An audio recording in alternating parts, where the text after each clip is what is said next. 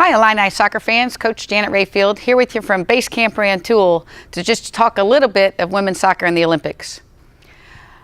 In the Women's World Cup a year ago, I was a scout for the women's national team and got to see all these teams that are now competing in the Olympics compete.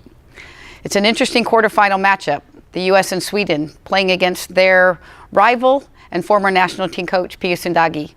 You also see a lot of different matchups. France, Canada, what a great quarterfinal matchup. Canada wins their group only to play one of the best teams in the world, France, in a quarterfinal match.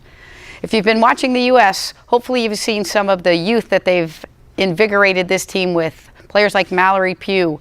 It's an exciting time for US soccer right now as you see a transition from players like Abby Wambach to maybe players that are a little more modern in the game. You can see the movement. If you want to watch the game with a tactical eye, watch how much our outside backs get involved in the game. Watch players like Kelly O'Hara.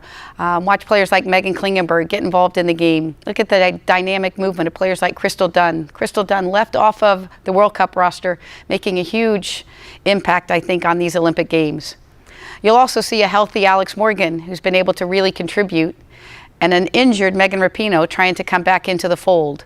Very similar, I think, to Alex, who was trying to come back into the fold for the World Cup. This U.S. Women's Olympic team is on a quest. No team has won a World Cup gold medal and followed that up with an Olympic gold medal. It was tight for the U.S. to get out of their group, and I think a lot of people might have some criticism about their last game against Colombia. But I think if you followed Jill Ellis through the World Cup, you know that it's about the long-term picture of this Olympic gold medal. The U.S. still finished first in their group. Yes, they didn't do it with great victories, with lots of goal scoring, but they're first in their group and they're moving on to the next round. And they're moving on with players that are fresh and healthy.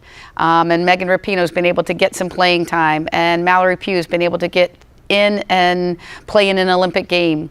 And so I think what you'll see now is as this team gets into the quarterfinal, the pieces of the puzzle are going to come together. I think you'll see Jill Ellis use Mallory Pugh. I think you'll see Megan Rapinoe come off the bench and inspire this team.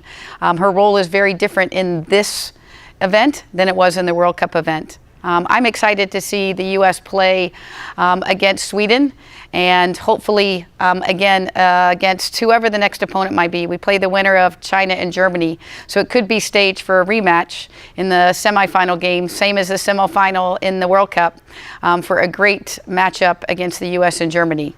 Look forward to it and hope you're having a great time watching the U.S. make this run through the Olympic Games. Thanks. Have a great day.